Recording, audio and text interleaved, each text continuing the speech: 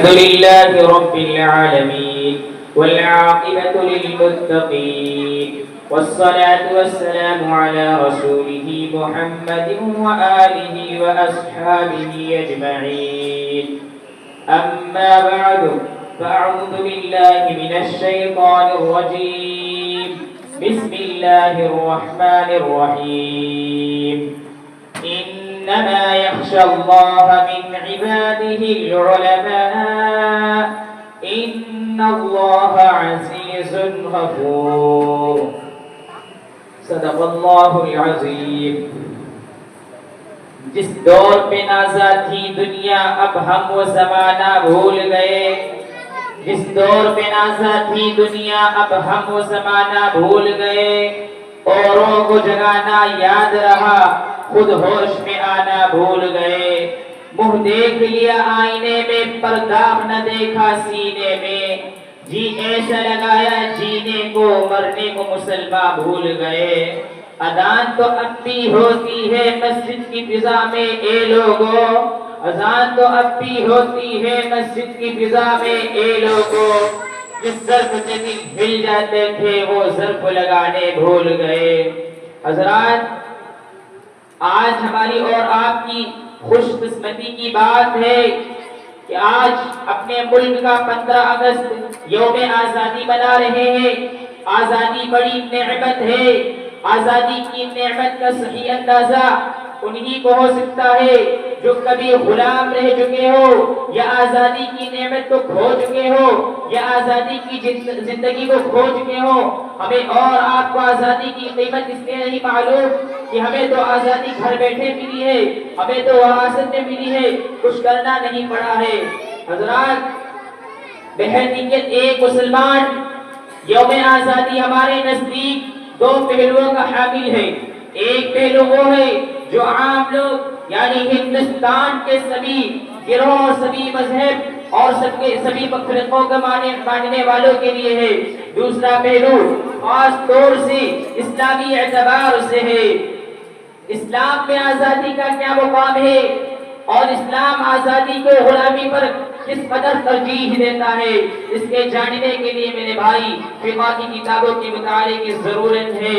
میں یہاں ان تمام باتوں کا احاطہ نہیں کر سکتا بلکہ البتہ مختصراً اور اجمالاً یہ بتانے کی کوشش کروں گا کہ اسلام میں آزادی کا کیا مقام ہے. حضرات ہندوستان کی جنگ آزادی میں اگر علماء کرام حصہ نہ لیتے, مسلمان حصہ نہ لیتے تو ہندوستان کبھی بھی آزاد نہ ہوتا, کبھی بھی آزاد نہ ہوتا, کبھی بھی آزاد نہ ہوتا. اگر یہ سرخیلے آزاد نہ ہوتے, تحریک نہ چلتی, تحریک نہ چلتی, تحریک بالا کوڑ نہ چلتی, تحریک خلافت رومان نہ چلتی, تحریک شہر رومان نہ چلتی, تحریک خلافت نہ چلتی.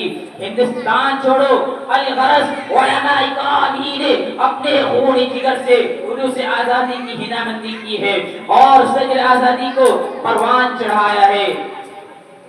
حضرات ہندوستان میں سب سے زیادہ بیدار مسلمان ہے اور اس کے بعد جنگ آزادی صرف مسلمانوں نے ہی لڑی ہے.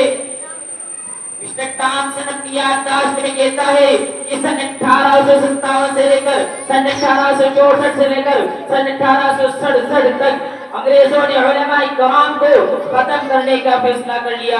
یہ تین سال ہندوستان کے بڑے المناک سال ہیں. انگریزوں نے ان 3 سال میں 14,000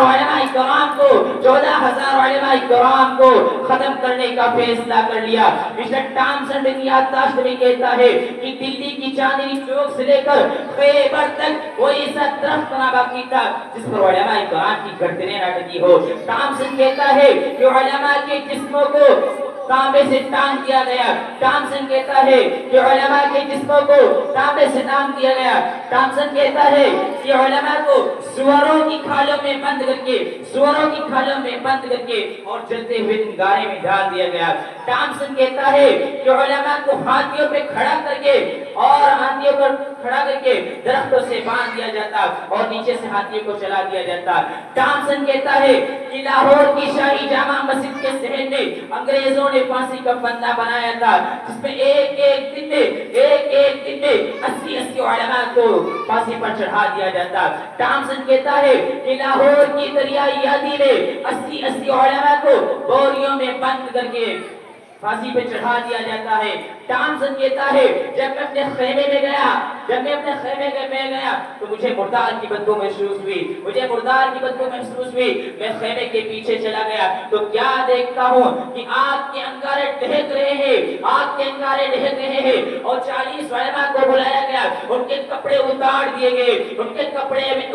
گئے اور آگ میں ڈال دیا گیا۔ میرے دیکھتے ہی دیکھتے 40 اور علماء کو بلایا گیا، ان کے کپڑے اتار دیے گئے۔ انگریزوں نے کہا اے مولویوں، تم میں سے ایک جن یہ کہہ دو کہ سن 1857 کی جنگ میں ہم شریک نہ تھے، ابھی چھوڑ دیتے ہیں۔ ٹامسن کہتا ہے مجھے پیدا کرنے والے کی قسم ان میں سے ایک عالم ایسا نہیں تھا، سب نے تو جانے تو دے دی، آگ میں پک ہو گئے، لیکن کسی نے انگریز کے سامنے سر نہیں جھکایا۔